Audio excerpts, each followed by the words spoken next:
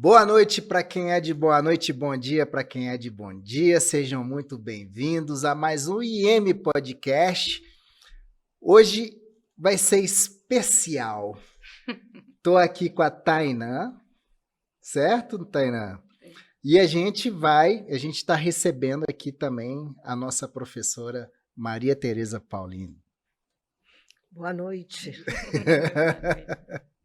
Muito obrigado a vocês, né, por virem aqui compartilhar com a gente, né, esse conhecimento. A gente sempre diz aqui nos nossos podcasts que conhecimento compartilhado é conhecimento ampliado. Então, hoje vai ser mais um exercício disso, né? E um exercício com a nossa ilustre professora. Com certeza. Nossa ídola. Nossa ídola. Um prazer sempre estar perto dela. Sempre um prazer. Eu tenho, professora, eu tenho alguns professores assim que eu levo para o resto da minha vida, que são pessoas que me marcaram com mudanças profundas na minha forma de pensar. E você está dentro dessa lista. Nossa, aí. Que honra, né? Que honra! Você sabe que teve algumas épocas da minha vida que eu achava que eu não tinha feito nada de importante, né? Até pouco tempo atrás, né? Até que alguns alunos me conscientizaram que o meu papel era a formação deles. Então, quando eu ouço, né, uma afirmação dessa, isso me torna mais feliz, porque eu, na verdade, eu não trabalho com patentes, eu não trabalho com coisas físicas, né? Uhum. E esse retorno é muito importante, né, para me incentivar na minha caminhada. Nossa, e eu tenho certeza que muitos são tocados por isso também, né, Tainá? Eu sou um exemplo, né? Nossa, foi um divisor de águas, a Maria Tereza, ali indicada pelo meu orientador de Ouro Preto. Não, vai para a UFMG e eu vou te indicar uma professora que você vai amar. E tá aí, nossa. Então vamos lá. Olha, hoje a gente vai falar sobre materiais e sustentabilidade na mineração, né? E é um tema que, para mim, é a maior dor hoje do setor de mineração, são materiais de sustentabilidade, certo? Tainá, você quer se apresentar e apresentar a professora para a gente, por gentileza? Meu nome é Tainá Varela, eu sou engenheira civil de formação, né? Mestre em construção civil. E doutoranda em materiais. Atualmente eu sou engenheira de desenvolvimento de produto na Circlua, né? A Tereza vai se apresentar agora? Apresenta ela pra gente. E Maria Tereza simplesmente é a ídola de materiais, foi minha orientadora de mestrado, ela é professora da UFMG, professora titular, né? Uma pessoa, assim, que além das qualidades técnicas, ela é um ser humano incrível. Eu acho que ela olha para soluções tecnológicas, olha para a ciência de um caráter ali muito humano, o que é muito diferente de muitos cientistas e pesquisadores por aí. Estou começando a ficar sem graça. É verdade, gente, vamos falar a verdade. Ficar sem graça, né? A Tainá também foi uma aluna excelente, foi uma pessoa muito especial que entrou no laboratório, fez modificação, foi amiga de todo mundo, trabalhou, fez numa rapidez incrível, dessas alunas que a gente tem orgulho. E você, né, está sendo meu aluno. Estamos aí na luta. Isso aí, né? Também tem se mostrado um aluno, um colega, até um profissional que muito tem contribuído, inclusive, para a formação de seus colegas nas disciplinas que você tem cursado. Então, acho que nós estamos num grupo aqui, né, que se auto-admira, admira os outros, né? Muito melhor, importante. Né? Professora, é um prazeraço te receber aqui. É um prazeraço também ir para suas aulas. Eu sempre brinco assim com quem está perto de mim, né? Que eu falo, quando eu saio para ir para aula, eu falo que eu estou indo me divertir. E é isso mesmo, eu me sinto muito privilegiado de poder sair do trabalho e me dedicar a fazer um mestrado assim, com professores tão assim, né, tão bons. E vamos lá, vamos começar. O caráter desse podcast é educativo, né, e tal. Então, a gente sempre começa da base, né? Hoje a gente vai falar sobre materiais e sustentabilidade da mineração. E no último semestre, Tainá, eu fiz a disciplina de materiais e sustentabilidade com a professora Maria Tereza, né? E pela primeira vez eu consegui entender o que é mesmo a sustentabilidade. É um divisor de águas, né? Porque realmente você pega e generaliza, né? Quando você está na graduação ali, não, ambiental, vamos salvar o meio ambiente, né? E quando você, né? Foi o meu primeiro contato com a Tereza também, né? Tem que olhar o entorno, tem que olhar as pessoas que estão envolvidas, você tem que olhar como essa ação sustentável vai realmente refletir ali do aspecto econômico, do aspecto social, ambiental, e aí ali no conjunto de reflexos das ações, você vai ter uma ação verdadeiramente sustentável. Eu lembro direitinho que ela me chamava para umas bancas. Não, eu falava sempre, sustentabilidade, definição, isso aqui tem que estar muito claro para você. Eu falava assim, carrega isso para a vida. Como vai impactar a sociedade? E hoje, o mais importante, se fosse uma dor, materiais, sustentabilidade para mineração. Porque, lógico, né, nenhuma empresa vive sem lucratividade, mas até que ponto, né, a gente pode conciliar, né, um produto ou uma ação, um processo que contribui para o meio ambiente, não impacta, né, a sociedade ao entorno, ou impacta de uma maneira positiva e traz lucratividade também. E existe possibilidades, né, Tereza? Existe. Acho que é importante, né? Eu sempre gosto, quando a gente vai ensinar, que a gente busca o sentido das palavras, porque quem colocou aquele conceito, ele teve um motivo, né? Então, se a gente pensar em sustentabilidade, a gente tem que pensar que a sustentabilidade é a capacidade de sustentar, de manter um processo, de manter um serviço. No caso nosso, é essa capacidade de manter a satisfação de nossas necessidades, né? Então, a sustentabilidade ela tem que ser entendida que essa capacidade de manutenção de condições que permitam que nossas necessidades sejam atendidas, né? E aí, o que seria esse? Você teria estratégias para isso, que a gente chama que é o desenvolvimento sustentável. Qual que seriam essas estratégias? O problema, né, Tainá e Gustavo, é que a maioria das empresas e das pessoas relacionam sustentabilidade com a natureza no seu negócio. Por quê? Por vários motivos. Porque os países desenvolvidos, vamos dizer assim, socialmente, eles já não precisavam preocupar tanto com os problemas sociais. O problema deles mais grave era o problema natural. Eles tinham destruído as florestas, se a gente pegar a Europa ali, né? Eles tinham destruído as florestas por causa do inverno, e os problemas sociais estavam resolvidos, porque eles têm essa consciência social.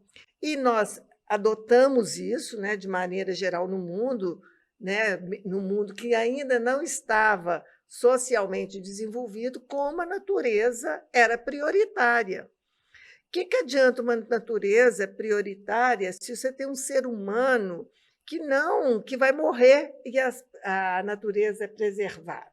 Né? E uma pessoa de barriga vazia, insatisfeita, ela não preocupa com o meio ambiente.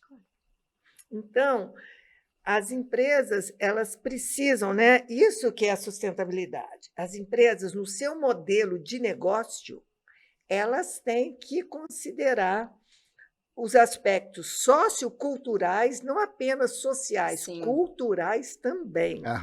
E os aspectos relacionados à preservação do meio ambiente. Então, essas são as áreas, né? Eu quero um modelo de negócio que dê lucro, que os acionistas fiquem satisfeitos, mas eu quero também uma comunidade entendida como as pessoas que trabalham e as comunidades onde a empresa está instalada satisfeita e uma natureza preservada. É isso que vem a ser esse modelo que eu entendo como sustentabilidade para o nosso planeta. O que você disse vem muito, né, a correlacionar que às vezes as pessoas pegam e tiram como um case de sucesso. Ah, mas lá na Europa funciona. Não, porque, né, no Brasil não funciona nada. São condições socioeconômicas completamente diferentes. Então, você não vai pegar, por exemplo, o selo de garantia de toda uma linha de processo sustentável num produto. Aí encarece o produto lá, tem consumidor para isso. Como que você implementa isso aqui? Tem todo um contexto cultural, econômico para você, né, trabalhar num país para você alcançar isso aí. Então, você não pode ver de maneira isolada. Ah, no Brasil não funciona. Não funciona por quê? A gente está fomentando esse ecossistema de alguma forma. Não é simplesmente colocar um produto, né, dizer que ele é sustentável e falar assim, não, compre. Não, por que eu vou comprar? Faz sentido, eu tenho um mais barato ali. Lá na Europa tem todo um contexto social para pegar, desenvolver, até chegar até esse ponto. Uhum. O Brasil tem muito potencial, né? Mas tem um caminho a ser percorrido. Hoje saiu uma pesquisa que foi publicada na BBC News, dizendo aqui, olha, os brasileiros se preocupam mais com a pobreza e desigualdade social, crime, violência e corrupção do que com inflação, mudanças climáticas, Covid-19, conflito militar entre nações, segundo pesquisa do Instituto IPSOS. Porque isso está batendo na sua porta. Você sai aqui em Belo Horizonte, o tanto de morador de rua. Como que isso não vai me impactar, não vai me fazer preocupar? Aquele morador de rua, ele me incomoda se eu for uma pessoa consciente socialmente, eu me lembro toda hora do meu papel social. Né? Se eu for uma pessoa de tradição religiosa, eu vou ficar preocupada que aquele ali é meu irmão que está passando fome. E se eu não tiver nenhuma dessas consciências, eu vou estar preocupada que ele vai me roubar. Então, é um problema que vai afetar todos nós. Então, se você tem a pobreza batendo ali na sua porta, os outros problemas, eles ficam menores. Exatamente. Né? Eu tenho um caso interessante, que eu tenho uma futura sobrinha que está mudando de Curitiba para cá, né? Vai casar com meu sobrinho, e ela está impactada com Belo Horizonte. Ela vive em outro lugar, que é Curitiba. Lá eles estão preocupados com o meio ambiente, aqui ela não consegue ver nada, ela só está preocupada com os moradores de rua, né, com a sujeira, com tudo mais. Então, eu acho que existe degrau, né, que você tem que ter os degraus. Né? O Bill Gates falou num dos relatórios dele que, de barriga vazia, ninguém está preocupado com a natureza. Esse é um problema que nós temos que enfrentar. Agora, eu acho que você não pode ter o mesmo discurso que alguns países subdesenvolvidos têm. Assim, vocês já queimaram tudo, agora nós temos que queimar para desenvolver. Também não pode. Então, nós temos que achar o equilíbrio. Então, nós temos, né? E aí o trabalho é mais difícil para nós, porque nós temos que, de alguma forma, combater a pobreza e combater também a mitigação do meio ambiente. Então, o nosso trabalho é duplo, porque eu não posso esperar um para depois fazer o outro. Né? Nós temos que caminhar junto. Né? Esse vai ser o grande gargalo para a gente. Eu acredito que a única forma de você conseguir isso é conscientizando nossos profissionais de nível superior para o papel social de cada um deles. Exatamente. Sem essa consciência, né, a formação técnica ela peca nesse aspecto. Né? A formação técnica ela não é suficiente para formar cidadãos no papel, no sentido mesmo da palavra. Né? Um cidadão ele tem que ter consciência social do seu. E quanto mais educado você é, educado nesse sentido, né, de ter cursado uma universidade, uma academia, mais responsabilidade social você tem. E nós vemos que todas essas pessoas que estão aí e que promovem algum mal para o meio ambiente, para as pessoas, passaram por uma universidade, a maioria delas, Exatamente. né? E quer dizer que não houve essa formação cidadã. Uhum. Né? Teve uma época que eu, no meu estágio de docência na UFOP, aí eu estava conversando com os alunos, que a gente tem uma responsabilidade, porque a gente estava ali numa bolha de privilégio. Aham. Então, a gente tem uma responsabilidade para com a sociedade de dar algum tipo de retorno, seja ele qual for. Seja qual cargo você ocupar, seja você como cidadão dia a dia, você tem aquela responsabilidade porque aquela oportunidade está inserida naquele ambiente acadêmico, te dá muitas oportunidades que outras pessoas não têm, né? Então, só uma situação que a gente pensou muito nisso, né? No meu grupo de pesquisa lá em Ouro Preto, a gente estava debatendo sobre divulgação científica. A gente tinha muitas pesquisas, né, de alto nível, só que não chegava.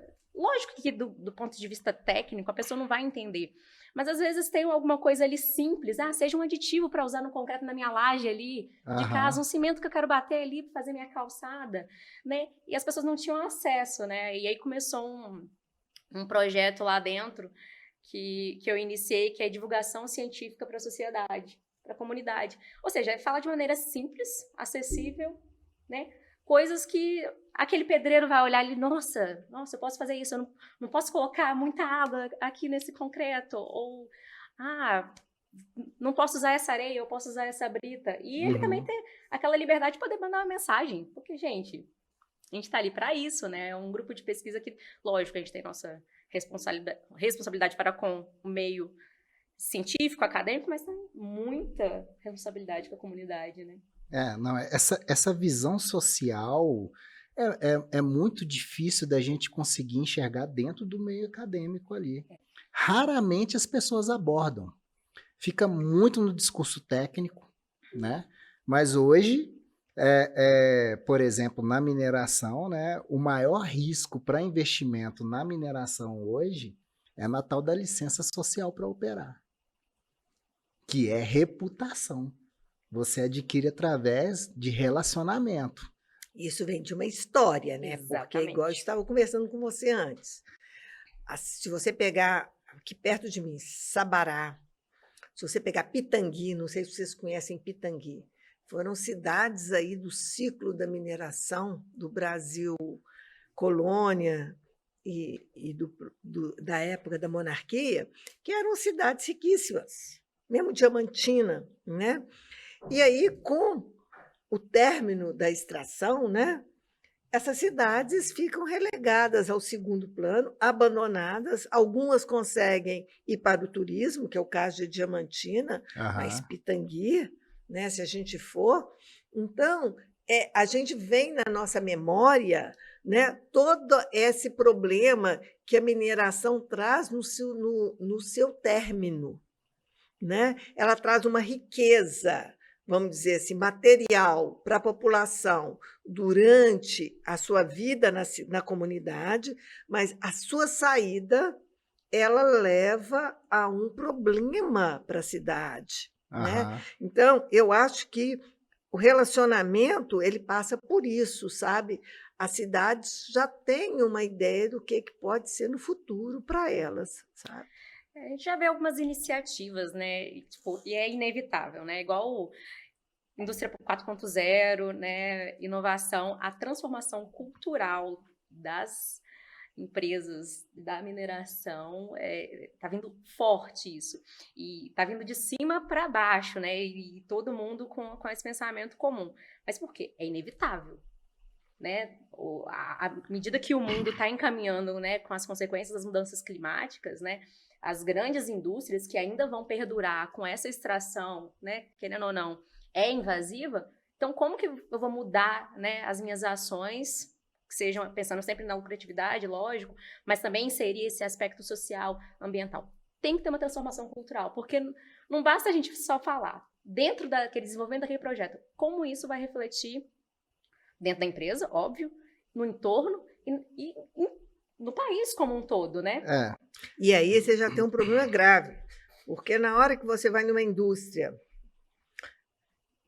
e fala na indústria 4.0, já vem o medo, robótica.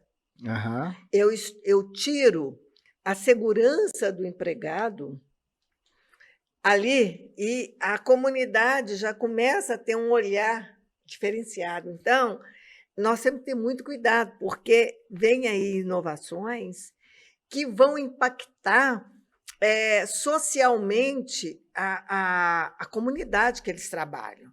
Como que Aham. está sendo adotado no mundo, não na mineração, mas em outras empresas, que a indústria 4.0 está chegando. 30 horas semanais. Acabou. Não existe serviço para todo mundo para 40 horas. Uhum. Eu tenho que diminuir o horário e as pessoas sem exigir produtividade a mais, né? Eu não quero... A produtividade, ela é De 40 em proporcional. 30. É, você me entrega Né? 20 por semana, eu vou diminuir sua carga horária. Continua me entregando 20. Não é isso. Por quê? E aí você faz uma outra indústria. Olha que ideia fantástica de sustentabilidade. Você diminui a carga horária da pessoa, dá emprego para outra, e essa diminuição, a pessoa aprende que lazer é bom. Então, você vai desenvolver uma outra indústria, que é a indústria do lazer para as pessoas, que as pessoas pagam quando elas aprendem, têm tempo para ter lazer. Então, é preciso ter essa ideia também, né, da implantação da tecnologia, da robótica, da biofabricação, né, com a preocupação com a comunidade em termos da empregabilidade. Tem que investir no desenvolvimento pessoal também. Quem quer estudar, dá condição para essa pessoa estudar. Eu vi os caras operando os veículos não tripulados, né? Eles eram os caras que operavam os caminhões. Aí saiu da cabine do caminhão e foi ali para um joystick. E tá ali operando. Ou seja, o cara teve que fazer uma capacitação para aquilo ali, né? Uma coisa diferente. Algumas pessoas não vão pegar esse... Não conseguem, não tem habilidade, não tem motivação, né, para isso. E às vezes nem tá afim, né? Então, assim, acontece, né? E é saber lidar também com essa população que vai ser resistente, né? Professora, por onde que a gente começa o debate de sustentabilidade? Na engenharia dos materiais ou nos conceitos da sustentabilidade? Os conceitos da sustentabilidade. Não tem jeito, em todo lugar que você vai, e não apenas nos conceitos da sustentabilidade em si, sempre inserindo o social, né? A gente tem que acabar com esse conceito de sustentabilidade, é proteção à natureza, é proteção ao ser humano também, né? E proteção também ao negócio, né? Hora nenhuma a gente está deixando. E toda vez que você tem que fazer esse equilíbrio, né? Principalmente entre 3 áreas, é dificílimo, né? Então, a gente também tem que oferecer para as pessoas possibilidades de ter equilíbrio, o que eu chamo de caminho do meio. Eu gosto sempre do caminho do meio, sabe? Eu acho que o caminho do meio na nossa vida, na indústria, é o melhor caminho. Tá? Eu não posso fazer tudo, então vamos escolhendo 2 a 2. E a gente tem que, por exemplo, trabalhar a cabeça das pessoas da importância dos 2 a 2. Por exemplo, um exemplo muito bom é a transposição do Rio São Francisco. Muita gente, os ecologistas, brigaram com a transposição, não queriam a transposição. Realmente, você vai uma coisa contra a natureza. Agora, percebe bem, meu amigo, você trouxe, mudou a vida das pessoas lá. Mudou. Basta você ir lá ver o que aconteceu, né? Você teve um impacto na vida daquelas pessoas que agora vão proteger o meio ambiente, porque agora elas têm água, elas podem plantar, elas podem. Então, às vezes, para a gente ir no caminho da sustentabilidade, nós temos que, no primeiro passo, sacrificar alguma área. E isso é muito difícil quando eu tenho de fazer escolhas e as pessoas não entendem, né? O viaduto de Millau, na França, é outro exemplo fantástico disso. Um viaduto que, para inserir uma certa área da França, né, onde que se fabrica o vinho Sauternes, né, eles tiveram, a região muito bonita da França, eles fizeram um viaduto, que é uma coisa de louco, impactou, eles eram um monumento. Ah, sim, eu lembro na aula. E tudo bem, ecologicamente não foi legal, Uhum, mas ele já se pagou, a região está rica, e uhum, trouxe uma série de benefícios, e agora eles vão proteger. E isso nós aham, temos que pôr na cabeça das pessoas, que nem sempre eu vou conseguir os 3. Exatamente. Eu tenho que, à primeira vista, sacrificar um dos pilares da sustentabilidade aham, para depois eu atingir os 3. aham. Trabalhar com estratégia. E onde que entra a engenharia de materiais? Porque materiais vai estar em tudo. Materiais está no você. Se você não Uhum, for sustentável com você mesmo, se você não lembrar de ir no médico, tomar sua vacina, tomar seu café da manhã, fazer sua ginástica, ganhar seu dinheiro, ter sua roda social, sua família, você não se sustenta. uhum, Tá? Então, o material, ele está na máquina, ele está no... é a indústria 4.0, mas para me fazer aquele equipamento, eu precisei de material.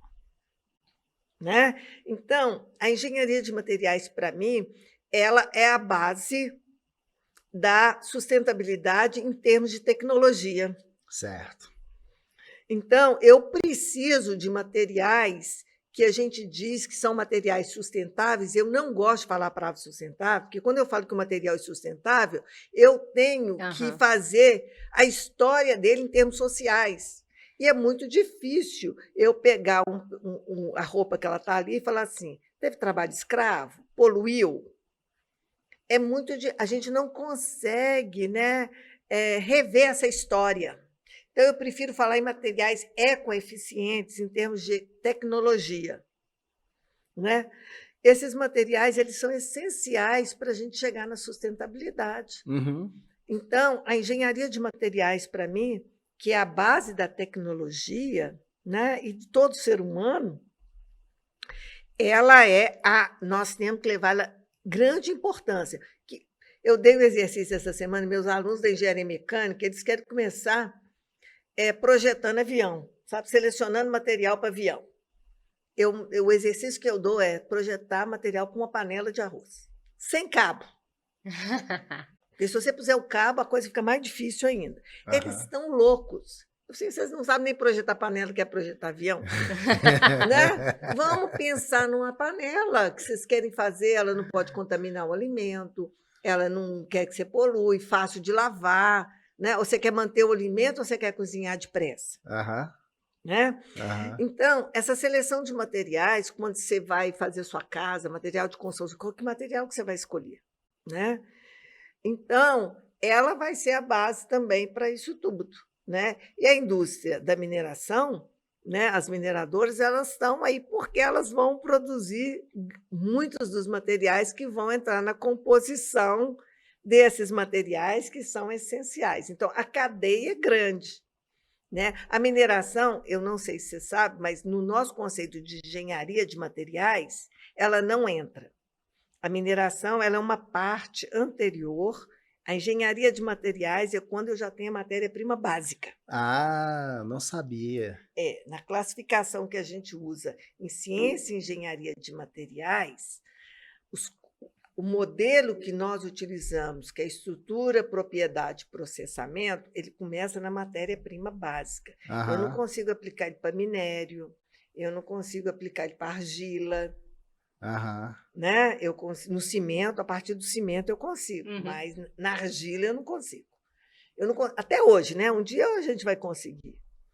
Então, para chegar na engenharia de materiais, eu tenho que ter uma engenharia extrativa.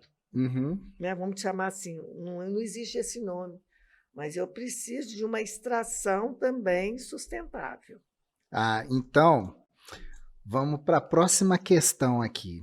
Tainá e professora Maria Tereza, quais as principais estratégias para incluir a sustentabilidade no dia a dia da mineração?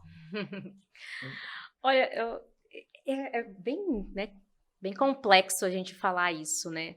Mas não adianta você ter uma solução sustentável. Muita gente fala assim, nossa, mas tem tanta solução para a gente implementar na indústria. Só que quando o contexto ali, o dia a dia da indústria é aquela. Então, qual é a melhor forma de você implementar uma solução ali dentro de uma estratégia sem impactar muito o modelo produtivo atual? Aham. É igual a Teresa falou, são passos, são, né, degraus que você vai, né, subindo para você alcançar um determinado objetivo. Então, eu vejo muito que as principais estratégias, primeiro, ter realmente noção do que acontece no seu processo produtivo. Quais são as falhas? Quais são os desperdícios?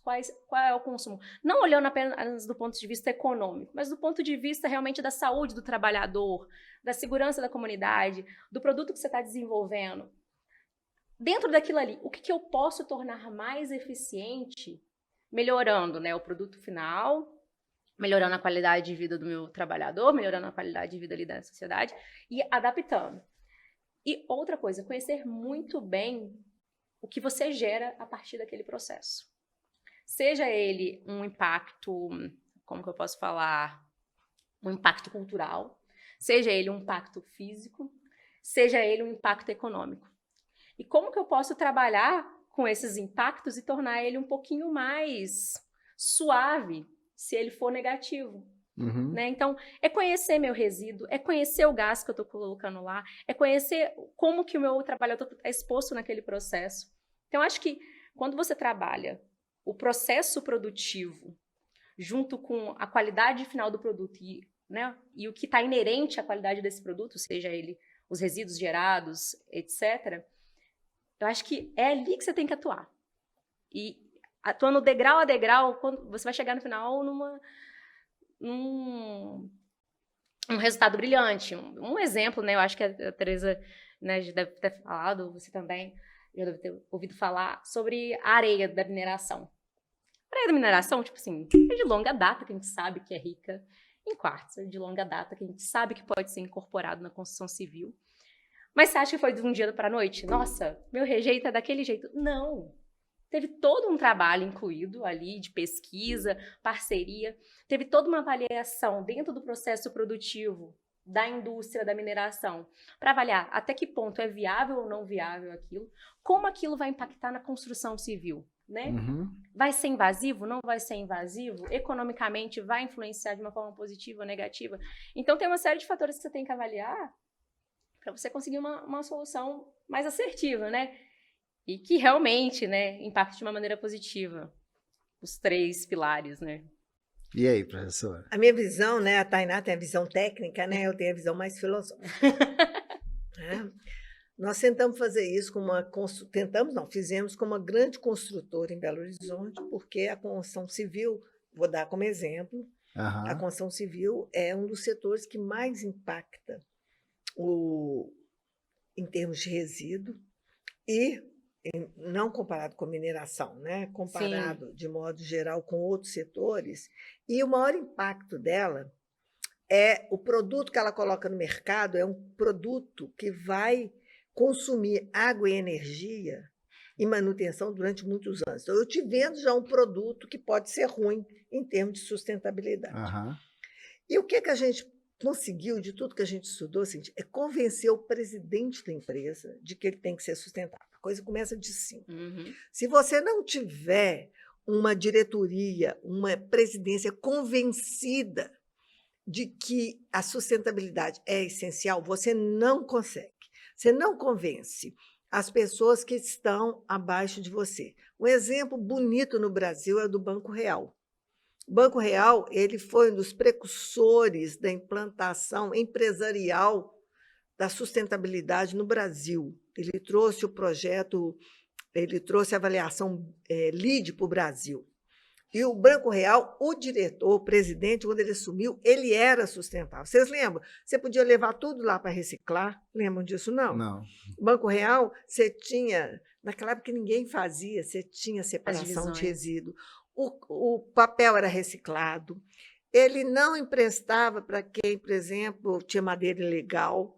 Era a filosofia filosofia. dele, Uhum. enquanto presidente. A cultura. A cultura. Você falou a palavra certa. Igual você tem que ter um Apple é sofisticado, que é a cultura, você tem que pôr, é a cultura empresarial. Aham. Feito isso, eu acho que a empresa ela tem que obedecer com relação a ela e à comunidade a pirâmide, que eu já conversei com você, a pirâmide de Maslow. Aham. O que é a pirâmide de Maslow? Você tem que garantir para as pessoas que elas estão seguras. Primeiro, que todas as necessidades fisiológicas dela estão feitas. O que é uma necessidade fisiológica? Da comunidade e do empregado. É que ela vai estar segura, não vai ter nenhum acidente que vai preocupar ela. Uhum. O trabalhador é que ele vai ter... que ela vai ter o que comer, que não vai ter problema quando ela for embora. Então, a empresa ela tem que dar segurança para o empregado no dia a dia e para a comunidade, né? O segundo tipo... Ser transparente com o planejamento. Mas em termos que a gente chama de fisiológicos. Certo. São aquilo assim, é necessidade que ela não motiva ninguém. Ela simplesmente, se ela não tiver, ninguém faz nada. Aham. Que é a necessidade fisiológica, que é sobrevivência, e a necessidade de segurança. Elas precisam ter necessidade que aquilo ali não vai ter perigo para elas, que não tem problema de toxicidade, todos esses problemas. Depois, tem as necessidades motivadoras. Quais que são as necessidades motivadoras? As necessidades motivadoras são aquelas que vão fazer os empregados comprarem a ideia, né? Aham. Então, a primeira delas é a estima. Então, tanto a comunidade como o empregado, ele tem que ser valorizado. Então, a empresa ela tem que investir na comunidade de uma forma que a comunidade, por exemplo, ela se destaque em relação a outras, como valor. Ah, que legal isso. Entendeu?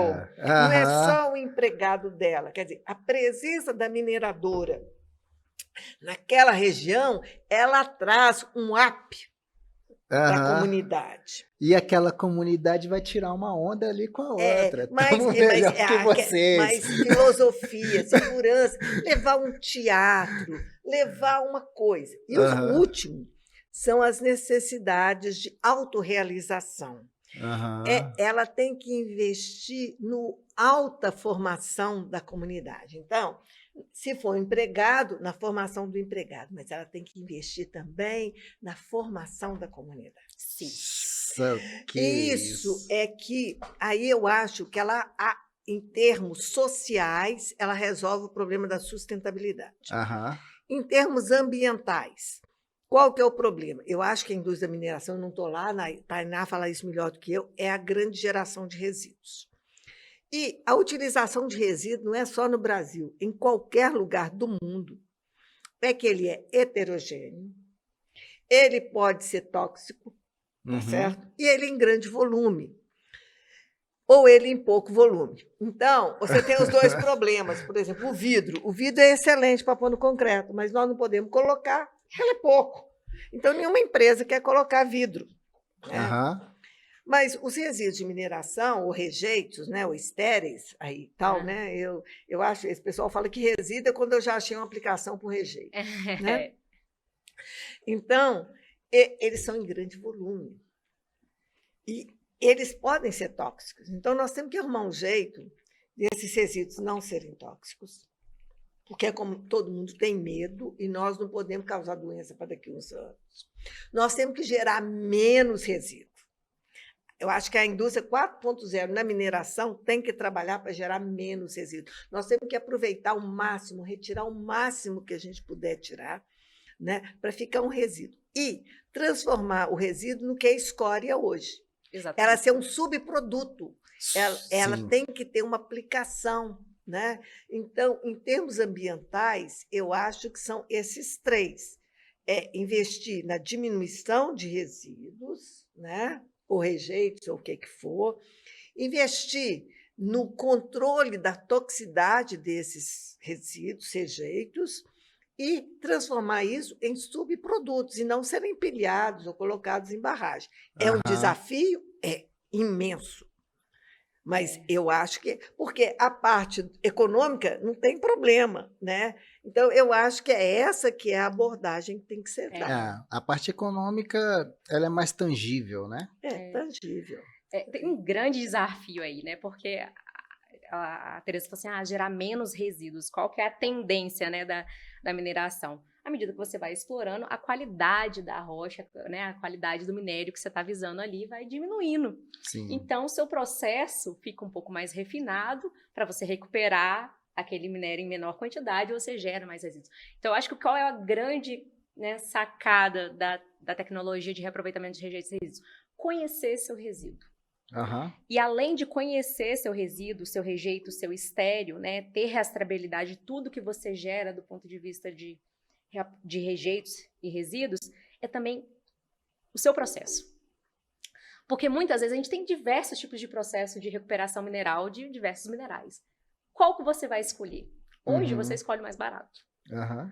Mas pensando do ponto de vista que o mundo precisa de alternativas menos poluentes, a gente precisa de resíduos que tenham menos toxicidade, que tenham menos realmente retrabalho em pegar esse resíduo e processar ele novamente para que ele possa estar de forma adequada. Então vamos pensar no processo, qual que é o processo mais, vamos supor, sensível a isso? E além disso, conhecer, porque da mesma forma que as mineradoras conhecem as jazidas, as rochas, é conhecer o estéreo, conhecer e realmente detalhar isso, porque tudo isso é bem material. Então, tem minerais associados ali que é o que outra indústria está procurando para consumir, para desenvolver algum tipo de produto. Eu acho que é fundamental a gente mudar essa forma de enxergar ali o resíduo, né? E transformá-lo em um subproduto realmente. Você deu um exemplo muito interessante na aula dessa semana sobre o reaproveitamento da escória. A escória é fantástica, porque hoje, até na hora que você falou que estava estudando escória, hoje é difícil você conseguir escória. Exatamente. Eu estou atrás de uma escória que eu quero fazer um estudo, que a escória, ela muda muito a resistividade elétrica do concreto. E o cimento de escória muda, né? E eu não estou achando escória. Né? Só para você ter ideia. Conta pra gente Mas eu primeiro. Vou te contar por que todo mundo está atrás da escória. A escória, quando eu estudei, né, eu formei nos anos 70, eu aprendi que a escória ela era jogada fora, a escória de alto forno, a de aciaria ainda né? O orientador dela quer aproveitar, mas de modo geral ela é problemática. A escória de alto forno era utilizada para aterrar terreno. Em Itaúna, em várias cidades, você tinha dificuldade de comprar terreno por causa disso, tá certo? Aí, o que aconteceu? Teve uma crise na indústria do cimento e já havia testes na época de Hitler, que ele teve problema para a produção de cimento, né? Já tinha testes que a escória, dependendo da composição química dela, ela tem praticamente a mesma composição do cimento. A única diferença é que a escória normal do alto forno ela é cristalina e ela não é reativa, é uma areia. O pessoal pensou, vamos transformar essa escória em reativa, né? Vamos tornar ela granulada, amorfa. E hoje ela é um subproduto. Você tem a maioria das cimenteiras associadas aos altos fornos e você não acha escória. Você pode pôr até 70%, se não me engano, no CP3. O cimento CP3. E tem hora que ele não tem 70%, porque não tem escória para pôr. Exatamente. Não tem escória para pôr. E eles descobriram que a ativação da escória, porque eles ativam a escória para pôr no concreto também, ainda torna melhor ainda. Então, eu acho que aí vai ser o grande papel de você unir a academia com o mercado, né? Com as empresas, para desenvolver tecnologias, né? Ou com os institutos de pesquisa, para desenvolver tecnologias para esse rejeito ser um subproduto. E o Brasil tem um potencial enorme, né? Isso aí, por mais que o Brasil, a gente está falando assim, comparando, né, aqui a América do Sul com a Europa em termos de, né, produtos sustentáveis, é usar o útil ao agradável. O Brasil é um dos maiores produtores de ferro-gusa e aço do mundo. O Brasil tem maiores indústrias de mineração do mundo. E quando você compara a utilização de resíduos no cimento, o Brasil é, tipo assim, um dos mais inovadores. De inserção da escória de alto forno, o Brasil é um dos mais ousados. Por quê? Porque a gente tem essa matéria-prima. A gente garante a qualidade dela, né? Mas aí, ó, até uma pergunta para a Tereza, engenheira metalurgista, doutora em metalurgia. Você acha que com o desenvolvimento tecnológico, uma hora essa escória vai acabar com a otimização do processo de produção do ferro-gusa e do aço? Olha, as inovações que eu tenho visto na indústria siderúrgica, elas vão muito mais para a não produção dos gases de alto forno. Então, utilização de sistemas de aquecimento que não produzam gases poluentes. Uhum. Eu não tenho visto, por que é difícil? Só se você me der um minério sem pureza. Exatamente. Porque a escória, o que ela é? Nada mais é do que é. Ela é, você aproveita, você adiciona alguns fundentes porque antigamente você não conseguia tirar o ferro do alto forno, porque não era nem alto forno, né, do baixo forno, porque era o que a gente chama de ferro pudlado, né, ou ferro fundido, era uma bola. Uhum. Você diminui o ponto de fusão do ferro-gusa, desse ferro pudlado, adicionando alguns elementos que depois eles, quando liquefeitos, eles sobrenadam o banho, né? E automaticamente eles tiram também vários materiais não metálicos que estão no ferro-gusa. Eu não imagino nenhum processo, a não ser que você só trabalhe com sucata, que eu acho inviável. Só se no futuro fecharem os altos fornos. Só um questionamento, deixei, né? E aí você teria, na verdade, a sucata a escória de aciaria. Porque não tem como você tirar a impureza, né? Sim, e a tendência, né? Igual a gente está falando, né? A tendência é que as jazidas que a gente está explorando, esse minério de ferro, cada vez mais diminui de qualidade, realmente. Não que a gente vai entregar um produto de menor qualidade, né? Mas vai ter um cartel de opções ali de pellet feed e sinterfeed diferentes. Uhum. Mas o case da siderurgia, acho que a mineração pode aproveitar muito disso. O que é? O que tem de produto hoje no mercado e qual é a composição dele que talvez meus rejeitos, meus resíduos possam substituir? E a academia tem muito trabalho, são muitos trabalhos. E terem pessoas engajadas, igual a Tereza falou, isso parte muito da liderança em querer incorporar aquilo ali, sabe? Não vai ser um resultado de curto prazo, não vai ser fácil, tem que ter uma transformação cultural e técnica também dentro da empresa, mas a médio e longo prazo, né, o retroativo para a empresa e para a sociedade é incrível, né? Então, professora, como que a gente faz essa conexão de academia com o setor de mineração, por exemplo? Eles têm que entender que o tempo da pesquisa é diferente do tempo da empresa. Uhum. Isso é a maior dificuldade que nós temos, né, com o projeto, né? Eu, pelo menos, tenho essa grande dificuldade. Quando você vai fazer uma inovação, você não sabe se vai sair inovação, não. Se eu soubesse, eu patenteava, né? Eu ficava para mim. A gente vai fazer uma pesquisa para poder ver se alguma coisa dá certo. Para me saber se dá certo, eu não tenho tempo. Como você vai me pôr um tempo?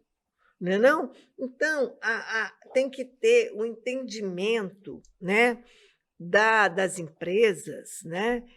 O que é pesquisa, o que é inovação tecnológica. E por que lá fora, às vezes, os Estados Unidos dá tão certo? Porque as pessoas, o que eu vejo, os estudos que eu vejo, a pessoa sai da academia, mas ela financia a pesquisa na academia, porque ela sabe da importância. Ela monta um instituto dentro da academia. Uma fundação, e ela fala assim, de 10 projetos, um dá certo. Porque não tem projetos até que você investe, vamos pegar alografia, né? A alografia foi investido, aquela fotografia tridimensional, muito nela, e não levou muita coisa. Uhum. Então, a pesquisa é pesquisa, eu não sei se vai dar certo. Então, a empresa ela quer um resultado. E o que eu vejo muito no Brasil é que ela vem quando a universidade, o governo, a gente investe na formação de uma pessoa, e essa pessoa é um doutor, é um professor da universidade, por exemplo, né, doutorando. Essa pessoa foi formada, ela tem toda uma história com a universidade, com os impostos que as pessoas pagaram, Sim. né? Porque quem faz pesquisa no Brasil são as universidades e os institutos federais, né? Aham. Em termos assim, são poucos os institutos de pesquisa. E aí, o que acontece? As empresas, na hora que essa pessoa está desenvolvendo uma pesquisa que vai dar certo, eles, em vez de fazer um convênio com a universidade, financiar aquele centro de pesquisa dentro da universidade, eles vão para fora. Eles criam uma startup fora da universidade. E aí você pega a pessoa e leva para lá.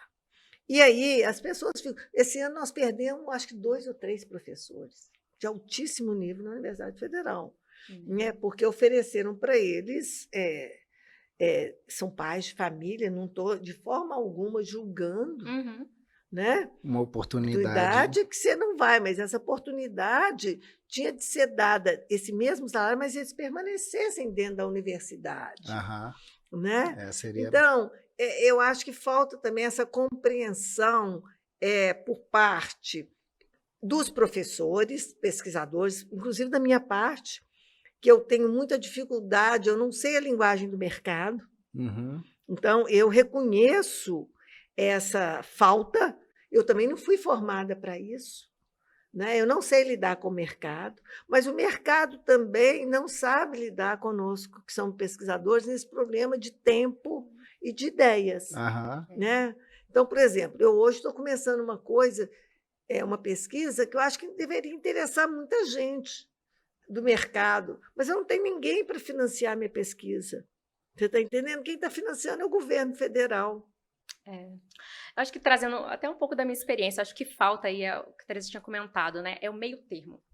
Porque o que acontece? Eu me formei, fiz meu mestrado, tentei algumas vagas, e o que sempre me falavam assim, não, você tem perfil acadêmico. Você tem perfil acadêmico. Então, tipo, sem generalizar, mas já generalizando, há uma barreira da indústria, né, do mercado, de inserir mestrandos ou doutorandos que têm um perfil para ser incorporado dentro da indústria para trabalhar ali. Porque eles acreditam que ele vai ser menos salary, vai entregar de uma forma mais lenta, mas não é questão de velocidade, é questão de o que você vai entregar. Então, imagina, a Teresa tem um projeto de pesquisa com uma empresa X e tem uma outra pessoa dentro da empresa que já teve esse contato com a academia, sabe o que pode filtrar ou não, ela vai pegar ali. Teresa, você precisa de 4 anos para sua pesquisa, mas às vezes tem uma coisa que a Teresa desenvolveu que a pessoa vai saber lidar com aquilo e implementar na empresa. Uhum. Entendeu? Então, a academia, né, até questão de infraestrutura também, e também a ciência de base, ela é fundamental. Não existe nenhuma tecnologia aplicada na indústria sem a ciência de base. Então, ela tem que ter. Ciência de base você não faz em 1 ano, você não faz em 2 anos, você faz em vários anos. Uhum. Mas se você não tem profissionais dentro da indústria que sejam um canal de interface, é lógico que os 2 lados vão ficar frustrados. Um porque não tem tempo suficiente, o outro porque não tá implementando no tempo da vida deles. Então, ela fez praxe científica com você, né?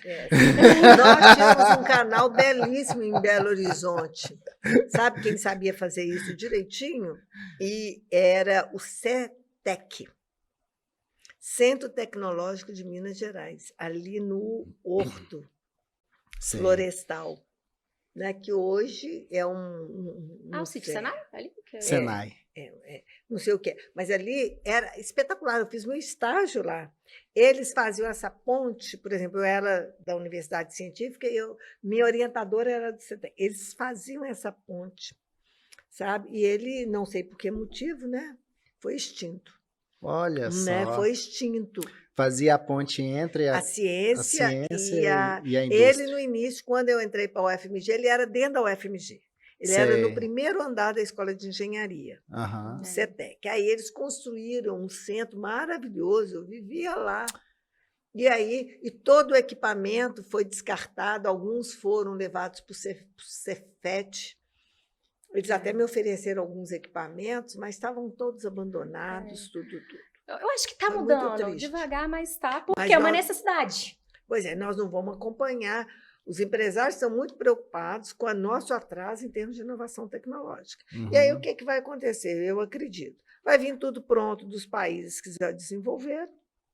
E nós, pague. cada vez mais, vamos ficar dependentes. Fica comprando. Comprando dependentes. É, Né? é. Esse que é o grande problema. Aqui, nós somos bons no Brasil na parte de biologia, genoma, tudo mais, mas na parte de engenharia nós estamos atrás, em termos de pesquisa. Agora, tem empresas abertas. E qual que é o maior empecilho no desenvolvimento de tecnologia? Você ter equipamento, você ter... eu preciso de uma coisa, vou te dar um exemplo. Eu preciso de um aparelho de frequência hoje, eu preciso de um aparelho de resistividade elétrica. Ele custa 40 mil. Eu tenho que escrever um projeto do governo, o governo vai demorar 1 ano para me responder, aí quando chegar vai demorar 1 ano para comprar, porque tem que fazer licitação. E depois você tem que ficar prestando conta. Não, a prestação eu nem ligo, porque eu já estou acostumada. Mas o problema é que quando isso, o meu aluno já foi contratado, já foi para a empresa, já fez lá. Acabou a pesquisa. Acabou a pesquisa. Então, eu estou...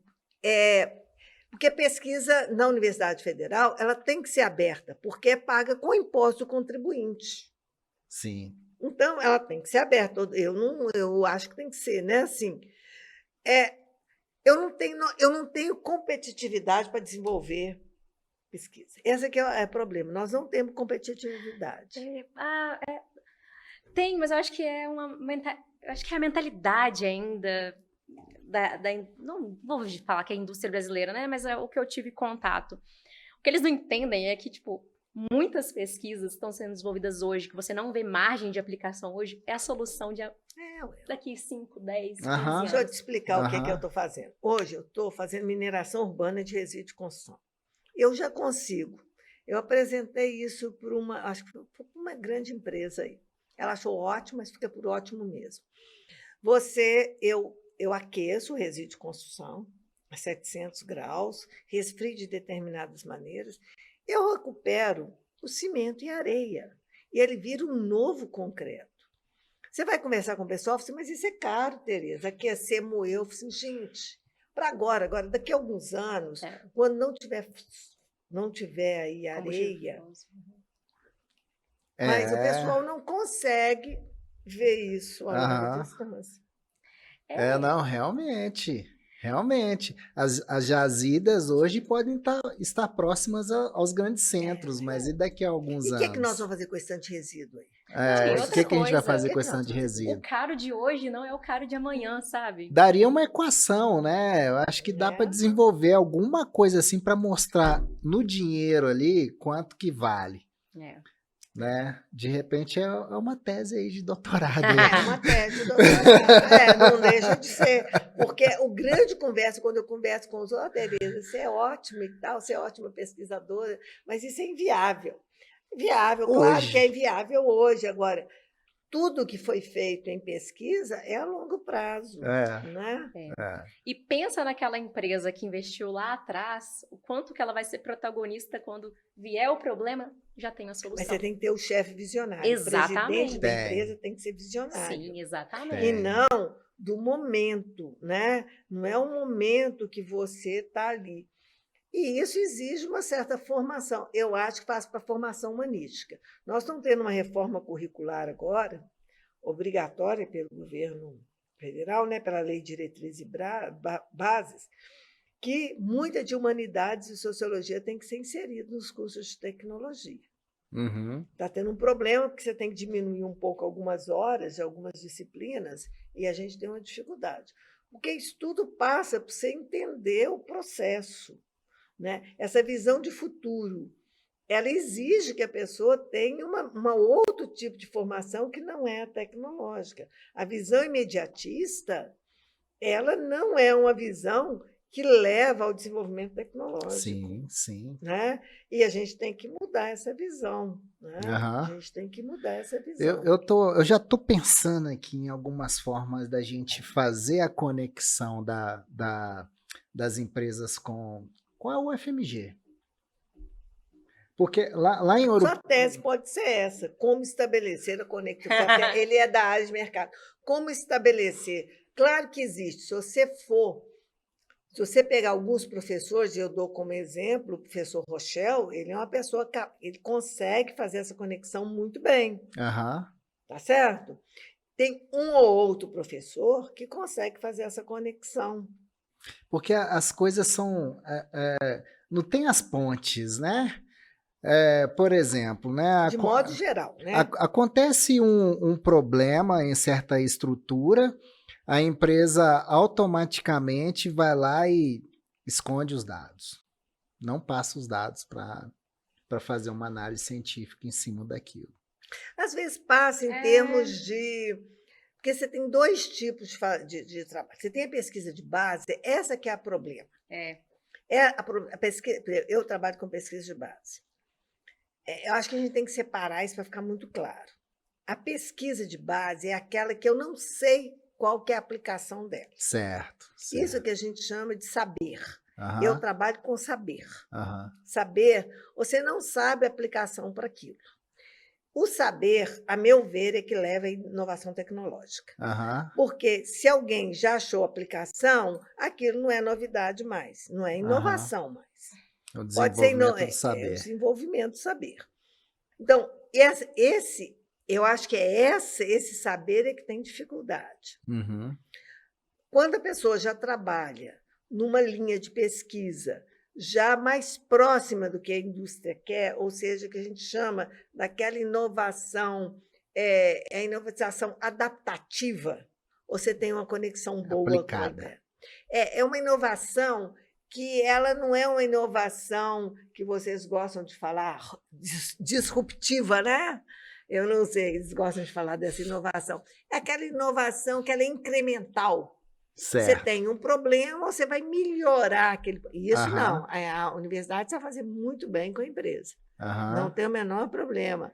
Né? Agora, a pesquisa de base é que eu acho que... Só que é a questão que eu tô... Não existe essa pesquisa incremental, essa pesquisa de melhora de eficiência sem a ciência de base. Sem a ciência de base. Entendeu? Porque os conceitos que você vai utilizar para, por exemplo, solucionar um problema de qualquer indústria tá nesse montante. Uhum. E esse montante ele tem que ser contínuo. Uhum. Porque se ele for estagnado, vai chegar uma hora que vai surgir um problema aqui que não vai ter solução. E o que as pessoas ganham muito? A gente vê isso muito na indústria. Eu trabalhei na indústria, né? É que você tinha, por exemplo, no desenvolvimento de um aço, você comprava tecnologia de um outro país que já estava desenvolvido. Você mandava os engenheiros para lá, eles ficavam 2, 3 anos, aprendiam a tecnologia e traziam. Quer dizer, mas a tecnologia foi desenvolvida lá. Foi pago para eles trazerem a tecnologia para cá. Uhum. Porque lá eles aplicaram a base. Demorava 20 anos para você desenvolver na minha época, para você desenvolver um aço novo. Eles gastaram 20 anos para desenvolver aquele aço resistente ao fogo, para depois eles venderam a tecnologia. Né? Então, você gasta um tempo para você desenvolver alguma coisa, a pesquisa de base. Sim. E depois... Agora, quando você é imediatista, né, você quer resolver. Agora, eu acho que no caso do minério de ferro, nós vamos ter de ser os protagonistas, porque não tem, né, eu não sei, o Brasil, em termos de minério de ferro, não sei, acho que ele é o 9º, né, ou 2º ou 3º produtor, não sei. 9º é de aço. Não, ele está no top 3 já. Top acho 3. que é 2º. De aço, não. Não, de ferro. De ferro. Tá. De minério. De minério. Então, eu não sei como que esses outros países estão fazendo. China, né, que está na frente, Austrália. A Austrália é super desenvolvida. Sim. Eu não sei o que ela está fazendo com o minério. O que ela está fazendo com o resíduo de minério de ferro? A Austrália também. As minas são no deserto, né? Então... Mas... Não tem problema de Minas Gerais. Mas né, ela não preocupa com isso? Eu não sei. Eu também não sei, é curiosidade mesmo. Eu sei que tem alguns institutos lá que trabalham igual ao Brasil, né, em termos de desenvolvimento de novos produtos a partir de rejeitos.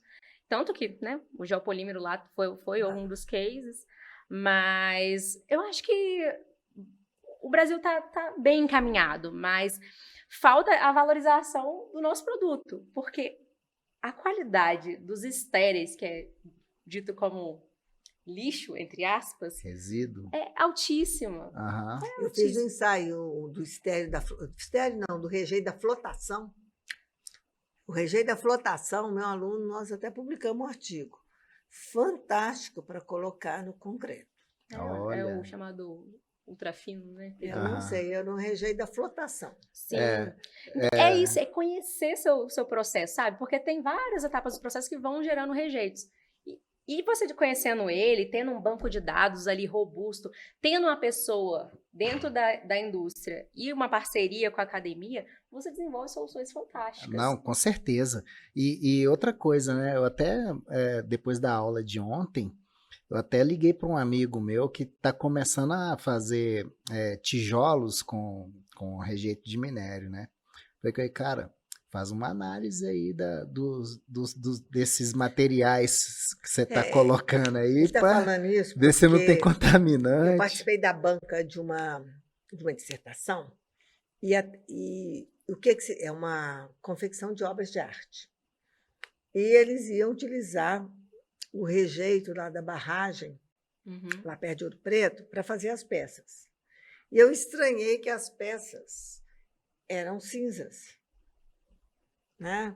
E minério de ferro é vermelho, né? Desde que eu saiba. E eu perguntei, aí a menina me falou, né, que eles não conseguiram que a população pusesse a mão no rejeito. A população falou que se fosse para fazer com rejeito, elas não fariam por causa da toxicidade. E, de acordo com o orientador delas, para fazer todo o estudo de toxicidade, todo não, o primeiro estudo era 11 milhões. Foi a informação que ele me deu. Né? Deu público, por isso que eu posso falar. A banca é pública, né? Então, eu posso falar. Então, além disso, eu acredito que trabalhar com rejeito, ele tem uma que a gente chama de propriedades intangíveis. As pessoas têm... A minha sala, não sei se você já visitou ela é toda feita com resíduo do lixo de Belo Horizonte da rua. Por que a gente fez aquilo? Para mostrar. Eu sou uma professora que trabalha com propriedades mecânicas, né?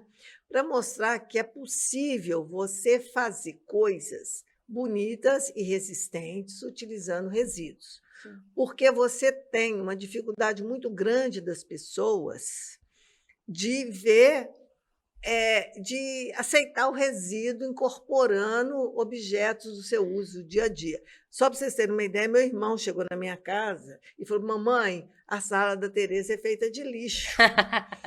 Olha, para você ver o conceito das pessoas. As pessoas falam... Então, aquilo ali tem um projeto de sensibilização, né, para o aluno entender. Então, a gente tem também, quando a gente fala que você vai entregar uma casa que incorpora rejeito, as pessoas têm uma certa... Eu acho que tem que ter ali uma conscientização. Eu não sei qual é o rejeito, né, que você mencionou, mas antes, óbvio, né, que você vai levantar as características dos rejeitos, você tem que fazer uma classificação ambiental dele, né?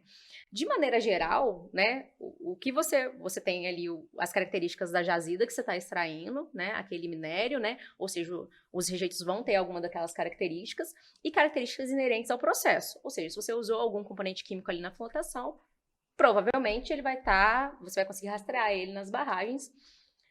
E você tem um grande desafio aí, né, que é, igual a Tereza falou, a heterogeneidade. Então, você tem que ter uma certa sistematicidade de caracterização ali para você ter todo um banco de dados de classificação ambiental, mas de maneira geral, né, principalmente minério de ferro, quando a gente compara com metais básicos, geralmente ele é 2A ali, dependendo, ele nem não inerte, ele é inerte. Então, são realmente materiais promissores, mas a gente tem que ter essa responsabilidade. Não é simplesmente pegar o resíduo e incorporar na sociedade, porque você tem que garantir ali a saúde da pessoa, você tem que garantir ali o desempenho técnico. Então, não é meramente, vou colocar, né? A gente vai em congresso, a gente vê cada coisa, né? A gente vai em congresso, às vezes, de materiais, incorporação de fio de cabelo, aumento da resistência à tração do concreto. Mas você tem que ter uma responsabilidade ali. Você, como desenvolvedor daquele novo produto, não é simplesmente garantir que ele vai alcançar determinada resistência e ter um preço viável. Como aquilo ali também vai se comportar com a saúde da pessoa, né? E também a longo prazo, né? A gente fala de desempenho hoje em dia, né? Isso aí também é igual sustentabilidade. A gente fala muito de desempenho, pessoal. Não, conseguiu 80 MPa, né, de resistência. Mas o que é desempenho? Desempenho é só resistência mecânica? Não. Né? Desempenho ali tem todos os outros fatores inerentes à durabilidade, à vida útil do produto, que está relacionado ao desempenho. Então, eu acho que quando você tem que ter muita responsabilidade, né, e moral, quando você vai falar assim, eu vou reaproveitar meu rejeito, meu resíduo, ou eu vou reaproveitar qualquer tipo de gás ou material do meu processo. Garantir a qualidade dele, né? E aí você vê um exemplo de sustentabilidade. Você tem que ter uma pessoa formada que entenda do que é sustentabilidade para ela ter essa consciência. Sim. Então, o próprio profissional, né, ele tem que ser formado com essas ideias para ele ter essa consciência na hora da incorporação do resíduo. Disseminar dentro da empresa. Eu acho que, na verdade, não é nem só um profissional, né, professor? Falando o seguinte, cada profissional. Cada um. Quando você só forma... Eu tenho um caso muito interessante, que eu estava em materiais que eu dou sobre aço, eu estava explicando sobre o problema de incêndio. E eu falando que a norma de incêndio, ela trabalha com o tempo que você gasta para tirar as pessoas, né? Ela é muito relacionada com isso. O tanto que a sua estrutura tem que durar para você conseguir te retirar. Eu falei que a grande dificuldade que eu vi era em prisão e em CTI, em hospital, né? Aí um aluno virou lá de trás e disse, professor, eu já estou morrendo mesmo, o que tem que morrer mais rápido? Que isso. Quer dizer, um cara formando lá no final da engenharia, ele ter uma consciência dessa, te assusta, não te assusta, não? Assustei.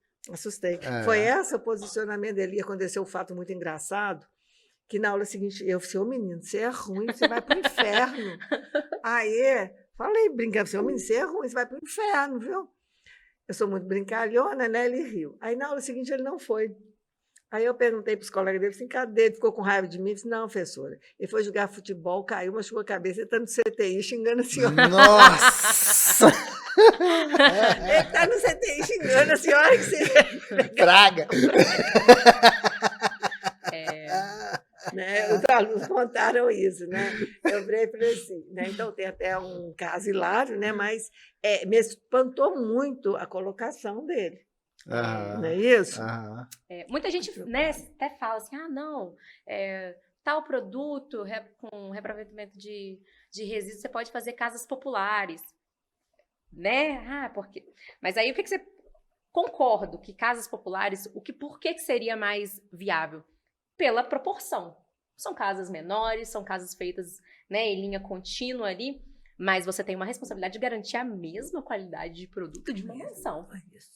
Teve isso na aula também essa semana. É isso, entendeu? Não é simplesmente porque você vai fazer diversas casas, diversos prédios com a mesma proporção para uma determinada faixa da sociedade, você vai colocar eles como ratos de laboratório. Não existe isso. Não existe. E sabe? Cuidado com o material que está usando. Né? Claro, mas para isso, a gente tem que ter pessoas que...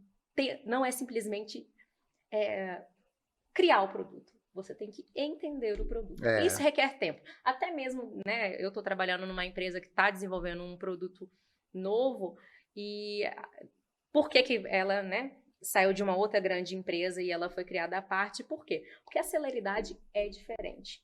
E a abordagem é diferente. Dentro de uma grande empresa mais consolidada, realmente ia ter essas dificuldades. Né? De um retorno rápido, de um resultado rápido.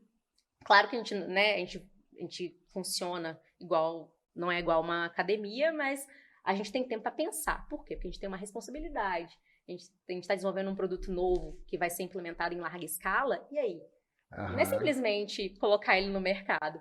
E vai ter mercado? Né? Quem for consumir isso aí vai estar satisfeito? Então, é uma série de coisas. A gente ficaria horas falando. A gente tem um exemplo na construção civil muito bravo, que quando aquele tijolo leve foi introduzido no Brasil, ele deu problema. Isso queimou o produto.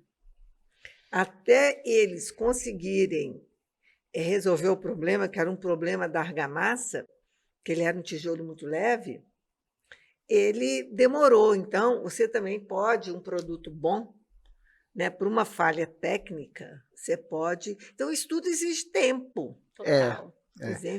Mas ficou claro aqui para os nossos colegas da praxis científica a importância da ciência de base e da ciência de base que sai as aplicações. Você tendo ali a ciência de base bem desenvolvida, fica mais rápido depois para você criar uma solução pontual.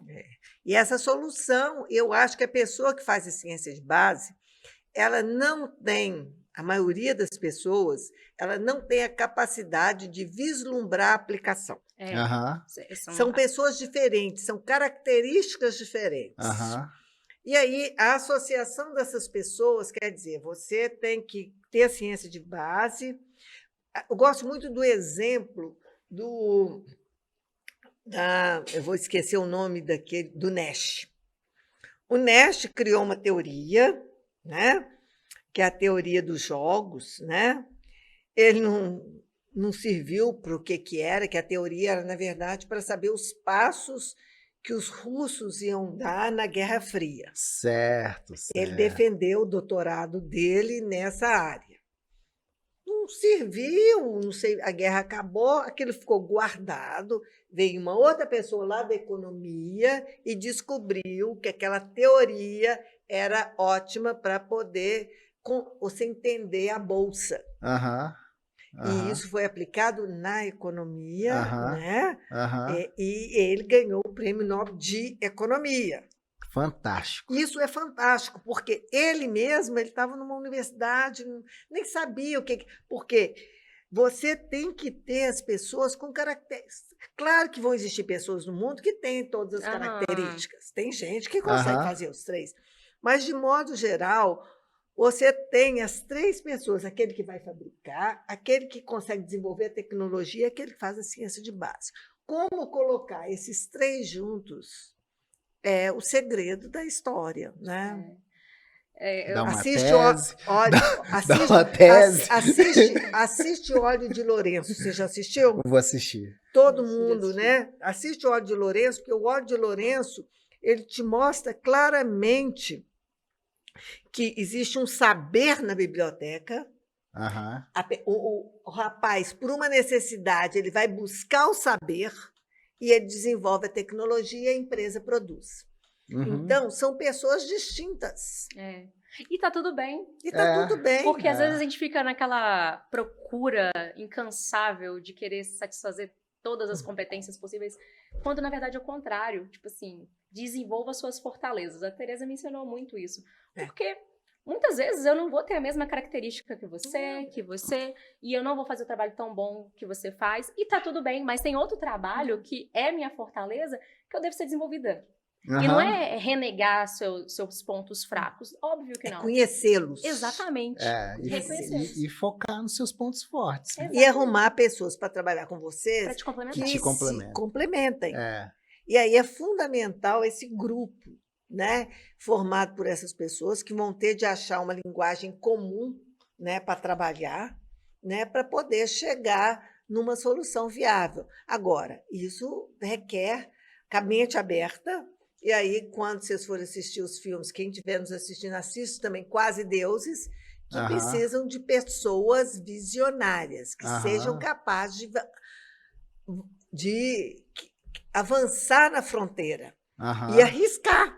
Né? Arriscar. Porque tem não sei se é provérbio muito bonito, que fala assim: os loucos saem na frente, os sábios seguem os loucos e os medíocres seguem os sábios. Mas você tem que ter um louco lá na frente que vai Botando a cara. pegar, que vai pegar aqui. Esse louco aqui que ele consegue pegar um saber e transformar numa tecnologia. A Aham. empresa, como sábia, a primeira empresa, ela pega isso, Uhum. né? E depois vem as outras seguindo. Então, isso aí é esse movimento que eu acho que a gente não aprendeu a fazer ainda, que eu acho que os Estados Unidos conseguiu muito bem. A Alemanha, apesar dela ser extremamente tecnológica, mesmo a França, a universidade que você teve, ela é tecnológica, né? Uhum. Ela não é uma universidade, vamos dizer, prioritariamente do saber, ela é muito tecnológica, do fazer, né? Igual o Cefet-MG, do fazer, né? Eles conseguem fazer isso tudo. Uhum. Né? E é uma dos... Você está falando de, né, de sempre ter um louco na frente, né? E tem um lema da inovação, né, que fala: erra rápido e erra pequeno. Como que você erra rápido e erra pequeno dentro da indústria? É isso que eu tô falando, com uma nova tecnologia. É fazendo, né? É valorizando essa ciência de base. Porque muita gente fala assim, mas escala laboratorial não adianta. O negócio é quando você vai escalar. Mas, gente, enquanto você não entende na escala de bancada, não entende na escala laboratorial, você não escala. E se for para errar, você não vai errar numa barragem de 1 milhão de metros cúbicos, né? De milhões de metros cúbicos. Você vai errar ali dentro e vai escalando aos poucos. Para isso tem pessoas competentes, tecnologias competentes, e errar rápido, aprender, refazer. Aham. E isso é fantástico. A gente teve essa experiência com o geopolímero, com a empresa de São Paulo. O rapaz é estrangeiro, eu não sei se é por causa disso ele tem essa abertura. Professora, antes de dar o exemplo, fala para gente o que é o geopolímero. O geopolímero, ele é um aglomerante, tá certo? Igual você tem o geopolímero é o produto, né? A gente tem uma confusão muito grande, né?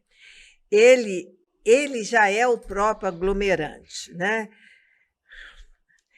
A definição é complicada, porque as pessoas confundem o produto com o aglomerante. Ah, certo. As pessoas, todo mundo chama de geopolímero quando eu pego um aluminosilicato. O material mais conhecido, um aluminosilicato mais conhecido é metacaolin, que é o material da queima do caolin. E eu o coloco em contato com um ativador, que pode Sim. ser ácido ou básico. Certo. Um ácido, o mais comum é o NaOH, tá certo? E com isso você obtém. O que você obtém na hora que você mistura cimento com água? Eu estou tentando explicar assim, de uma forma que todo mundo entenda. Sim. Quando você pega cimento com água, você obtém uma pasta, Sim. né? Que se você adicionar areia, você tem argamassa. Se você pegar esse metacaolin, ou um material rico em aluminosilicatos, misturar com soda cáustica, é o mais comum, né? Você vai obter um produto igualzinho ao cimento mais água, que você pode adicionar areia, pode adicionar brita. Então, você vai ter o concreto geopolimérico, você vai ter a argamassa geopolimérica. Certo. Qual que é a vantagem? Na queima do metacaolin, do caolin para gerar metacaolin, você produz menos poluição, gasta menos energia. Outra coisa é que no lugar do metacaolin você pode usar resíduos. Aham. Então, isso é fantástico. Se você tiver um resíduo rico em aluminosilicatos, que é o caso que eles estão fazendo, você tem escória de alto forno, você tem resíduo de construção, você tem estéreis, qualquer material, e reagir com soda cáustica, né? É o mais comum. Geralmente, você tem que fazer uma complementação da relação de sílica com alumínio usando silicato. E aí vem o encarecimento do processo, porque o silicato é caro, né? E aí, esse material se chama geopolímero. Ele tem vantagens. Ele não dá reação álcool agregado. Eu consigo 30 MPa em 4 horas. Então, você pode... O Rodanel de São Paulo foi feita uma parte dele com esse geopolímero. Você solta o trânsito em 4 horas. Né? Então, ele é muito utilizado para pavimentação aí fora, né, no Canadá. Isso já é Aham. usado no Canadá desde 2002. Aham. Né? Ele é resistente ao fogo, muito mais resistente ao fogo, uma série de coisas. Agora, para você baratear o geopolímero, em termos de sílica, você adiciona escória. É outro. Então, na China já se vende um saquinho, né? Não sei se ainda está Já. vendendo, que é essa misturazinha pronta. O grande problema que as pessoas falam de se fazer geopolímero é que esse NaOH é na forma líquida. Certo. Então, um grupo desenvolveu o que a gente chama de produção mecanoquímica, que a gente pega escamas de NaOH ou do que seja, e você já mistura com o sólido e você moe aquilo bastante, então você já faz o primeiro contato e depois você adiciona água. Então, em termos, eu não sei, acho que a Tainá pode fazer melhor do que eu, o pessoal fala que isso é mais vantajoso e menos perigoso. Então, hoje, nós temos trabalhado muito com a ativação mecanoquímica. E a outra que tem surgido no mundo é, em vez de usar alcalino, é usar ácido. Certo. Então, tem o meu grupo e o do Guilherme aqui no Brasil, estamos utilizando ácido. Eu consegui ativar solo de araxá com ácido. Vai dar até patente. Tá certo? Então, é um novo material que ele não vai substituir o cimento Portland. Não pensa, vai ser para algumas aplicações do cimento Portland, tá certo? É um material, acho que mais caro, eu não sei te falar em termos financeiros, mas está sendo muito utilizado. Tem um grande estudo que é muito bom para inertilização de material nuclear. Ó. O professor Proves parece que está indo nessa linha, né, de inertilização de material nuclear. O pessoal está pensando em usar em construção civil no Brasil. Eu acho que tinha que usar para pavimentação. E dá para usar resíduo de mineração? É isso que ela está estudando, e o grupo do Guilherme de Ouro Preto. Eu também estudei, tá certo? O resíduo de mineração. Não, há possibilidade. A grande questão, né, do geopolímero, né, e do cimento álcali ativado, né, que tem ainda esse debate. Ou hidratado, de hidratados. Tem aí pessoas que definem de maneiras distintas, né, mas materiais que são ativados alcalinamente é a pegada de CO2, né? A pegada de CO2 associada ao cimento Portland realmente vai ficar inviável do jeito que a gente está andando com as mudanças climáticas, né?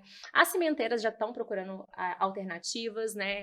Utilizando mais materiais cimentícios suplementares, desenvolvendo o LC3, que é utilizando a argila calcinada, que é um pouquinho relacionado, é igual, enquanto você utiliza mais de 1000 graus Celsius para calcinar o clinker, você está usando ali 700 graus Celsius para calcinar uma argila. Então, tem diversas ações paralelas, né? Por que o geopolímero, né, se mostra como um grande potencial, né? É ele satisfazer realmente os desempenhos ali do ponto de vista mecânico do cimento Portland, igual ela falou, nunca vai substituir 100%. Certo. Mas a gente está ali para complementar. Então, o quanto a gente puder abater da conta do cimento Portland hoje, em questão de CO2, em questão de consumo energético, poluição, melhor, né? Então, eu acho que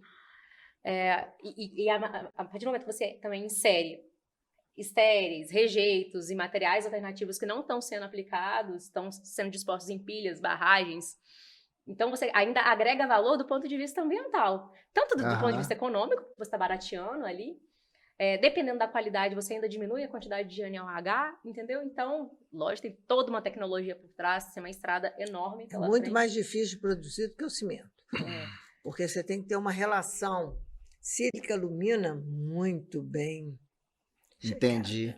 chegada. Mas, ao mesmo tempo, tem a possibilidade aí de incrementar a viabilidade de um material desse através do crédito de carbono, por exemplo. Isso aí você precisa de uma Dependendo análise de da negócio. aplicação. O pessoal está falando, o pessoal não está ligando tanto com o carbono, deixa eu te explicar por que nesse sentido. Porque a produção do NaOH pode ser problemática, sabe? E você viu que eu não falei em ambiental no geopolímero. Você viu que eu não falei. Aham. Porque o NaOH, esses produtos, eles têm problemas ambientais. Então, para você falar que os geopolímeros, em termos ambientais do material, Entendi. eu não sou especialista, eu não falo. Agora, eu te falo que é um material que, em determinadas situações, ele tem melhor desempenho do que o concreto. Pode ter maior durabilidade, ele pode ser. Agora, é muito mais difícil de ser fabricado. Uhum. Então, ele é um produto tecnológico. Muito. Uhum. Então, não vai ser o pedreiro que vai misturar cimento com água, não. Ele vai ter para a indústria do pré-moldado, né? Vamos dizer assim. Ou pavimentação. Mas tem que ser também, não pode ser feito em loco, no canteiro, porque é complicado. Aham. Agora, ele tem um desempenho, todos os trabalhos mostram, superior ao do concreto. Mas tem hora também que você não precisa de um concreto tão bom. Né? Então, você tem que saber. E é muita tecnologia por trás, né? Hoje, nas condições que a gente está hoje, né? A gente consome uma determinada quantidade de NaOH, mas é trabalhar para diminuir ao máximo. Porque a gente sabe essas características intrínsecas ao NaOH, né? E também, hoje em dia, não adianta você trabalhar com material comercial sem levar em consideração todo o processo produtivo dele também. Então, o NaOH carrega ali com ele, ou qualquer outro tipo de ativador, uma característica, uma poluição associada, um gasto energético associado, então você tem que considerar isso também no seu produto. Hoje em dia, não adianta você falar assim, estou usando um rejeito, é um produto sustentável.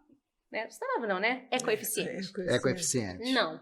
Você tem que levar em consideração tudo. Se você está usando algum tipo de outro produto que é altamente poluente, desculpa, não é ecoeficiente o seu produto, por mais que seja ali uma porcentagem baixa. E com relação à aplicação, eu acho que também é tecnologia a ser desenvolvida, né? Eu acho que hoje a gente vive uma realidade, mas com a evolução tecnológica, muita ciência de base, muito estudo, eu acho que a gente consegue desenvolver maneiras mais amenas de usar o cimento alcalitivado ou o geopolímero, que seja, né? As duas definições.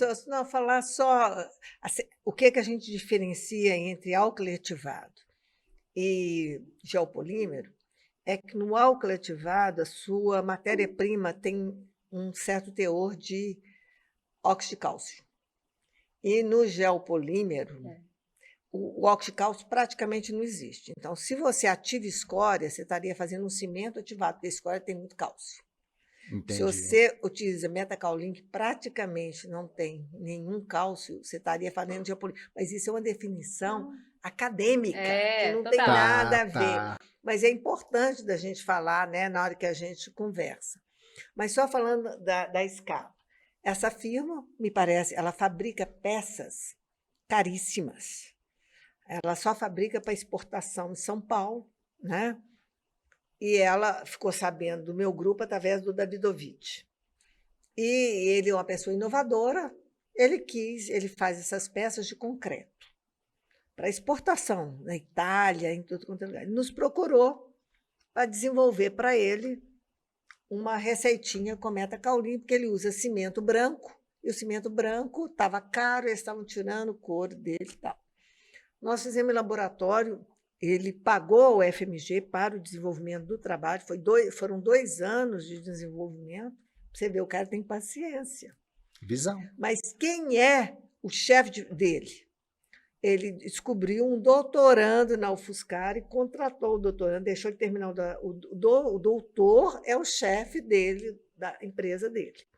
Então, você já vê que a pessoa ela entende do como que funciona. Depois de 2 anos, nós fomos lá fazer para ele. Não deu certo, porque a gente teve de adaptar para a escala dele. Então, até a gente ficamos lá uma semana.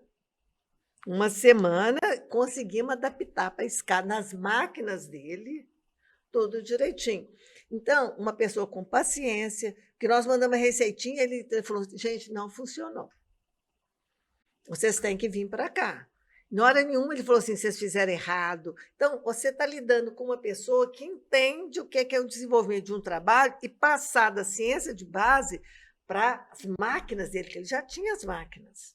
Né? Foi um trabalho assim, com conceito de sucesso para mim, para o FMG, para ele, porque todo mundo saiu lucrando. Entendeu? Ele pôs. Então, mas você tem que ter uma feira pequena em São Paulo, com um cara com uma abertura fantástica. Excelente. Gente, olha só. A gente já vai para 2 horas aqui de conversa. Vamos liberar a Eu tenho que chegar em professora, né? casa. Eu também. Senão daqui a pouco o marido chega aí, ó. Deve Professora, a gente falou aqui de, assim, eu acho que de uma forma esplêndida sobre estratégias para a gente implementar a sustentabilidade. Bons entendedores entenderão. Eu vou mandar esse vídeo aqui para uns caras aí que tomam as decisões, falar, assista. Dentre as estratégias, na sua visão apurada sobre o social, né? Eu achei até muito interessante, né? De falar, olha, dá a autoestima para essa comunidade se destacar em relação às outras, né? Trabalha no psicológico, né? Ali você vai engajar todo mundo.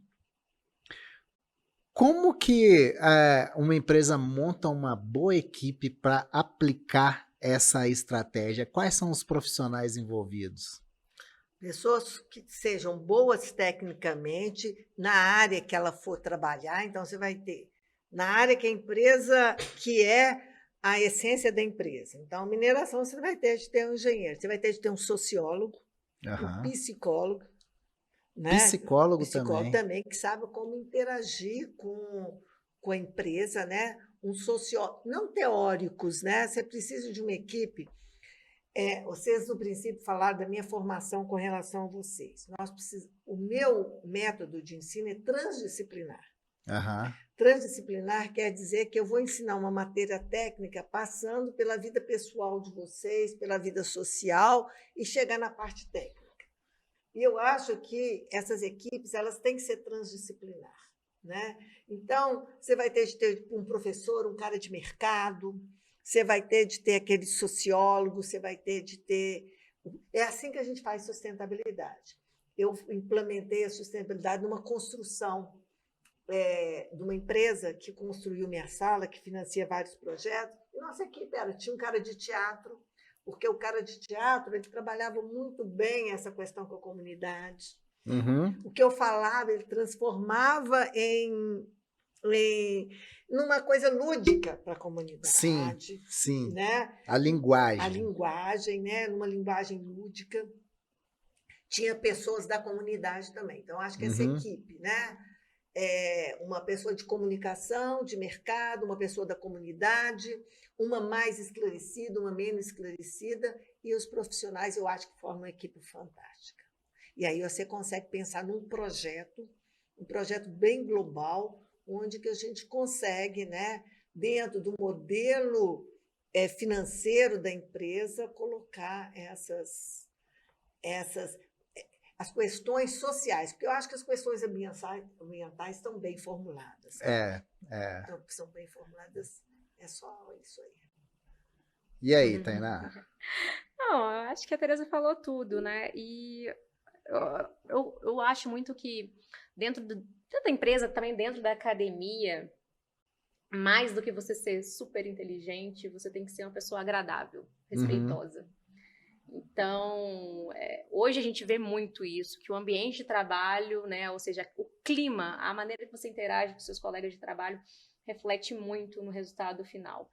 E respeitar a história do outro, porque ele está ali para contribuir. Então, não é porque você tem mestrado, doutorado, não é porque você tem 10 anos de indústria que um é melhor que o outro. Não. Então, e sempre pegar uma pessoa fora da caixinha. Às vezes, não necessariamente, vou trabalhar com resíduo da siderurgia, escória de aciaria. Não necessariamente você tem que pegar uma pessoa da siderurgia.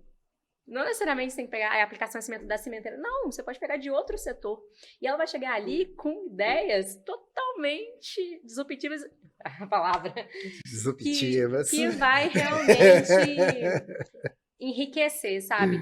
Hoje, né, eu já tô 2 anos na indústria e também tô no meu doutorado. Eu acho que mais influencia no meu resultado final, tanto na empresa quanto no doutorado, é trabalhar com pessoas agradáveis. E pessoas que estão com um objetivo comum.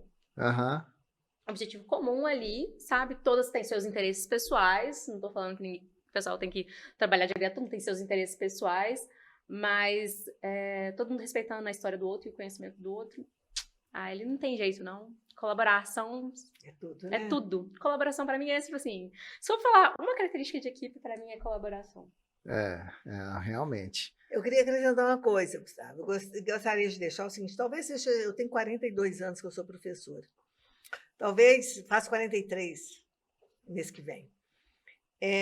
Talvez você seja a primeira pessoa de mercado que se interessa pela minha conversa. Oh, Né? Eu acho que é importante a gente valorizar isso, porque eu venho na escola de engenharia, eu considerada uma visionária, né? Visionária. Então, uma pesquisadora visionária por ter essa visão social, sim, né? sim. Então, mas né, as pessoas passam, então você é a primeira pessoa, eu acho que isso tem que ficar registrado, sabe? Da sua mente aberta aí para poder, a partir de uma aula, né, você ver a importância disso e levar isso para as indústrias. Eu acho que tem que ser muito valorizado. Nossa, te dar os parabéns. Cada aula nossa ali, professora, é um e-bookzinho que eu faço. Olha só. Cada Tereza. aula ali é uma ideia Vou nova. vou mandar o FMG cobrar. É uma ideia nova. Vou mandar o FMG cobrar de você, Gustavo. Por exemplo, né? Eu cheguei até a Tainá através de você. Eu estou implementando áreas novas aqui no Instituto Minério também, através da visão que eu tenho aprendido lá com você. Então, não esqueça da universidade. Então, assim... Tá? Do papel dela nesse caminho seu. Claro, não, da ciência e tudo. E o profissional de marketing, né? Tem até uma frase que diz que o profissional de marketing é aquele que enxerga uma oportunidade antes dela se tornar óbvia demais. E, gente, essa parte filosófica e social, né, das nossas iniciativas, é o que há de mais importante, não tem como a gente correr disso. Eu aconselho vocês a ver nós temos que encerrar o papo, hein? Senão eu não chego nada. Tem um documentário da BBC, eu tenho até ele no meu pendrive, que se chama A Caixa de Pandora. Uhum. Ele foi um dos documentários que mais abriu minha cabeça, que como que foi manipulado em um escritório a sociedade de consumo. Né? Ela foi pensada, né, por algumas pessoas que era preciso consumir, porque após a Segunda Guerra Mundial você tinha uma produção muito grande e acabou a guerra, o que você vai fazer? Uhum. E aí a gente tem ideia da importância disso e da nossa capacidade de manipular as pessoas. Eu acho que a manipulação, no sentido de tornar o mundo melhor, não seria manipular, mas de conscientizar as pessoas. Quando a gente conscientiza para o mal, é manipular. Uhum. Né? Quando a gente conscientiza as pessoas por uma visão que aceita como melhor, eu acho que nós estamos no caminho. Formar cultura, né? Formar cultura. Eu também concordo plenamente com isso. Meu marido já está me chamando. Então, vamos encerrar por aqui. Depois a gente marca outros bate-papos desse, né? Eu tô aqui no vinho, a professora tá na Coca-Cola. Não conta isso não! Entregou você, Tereza! Eu falando em sustentabilidade, ele fala que eu tô bebendo refrigerante. Entregou bonito! Foi mal. Não, cada pessoa tem vício. Se eu não tivesse nenhum vício, ninguém podia falar mal de mim. O único vício que eu tenho é café e coca. Café e coca. Café e coca. Então você tem algo para falar mal de mim.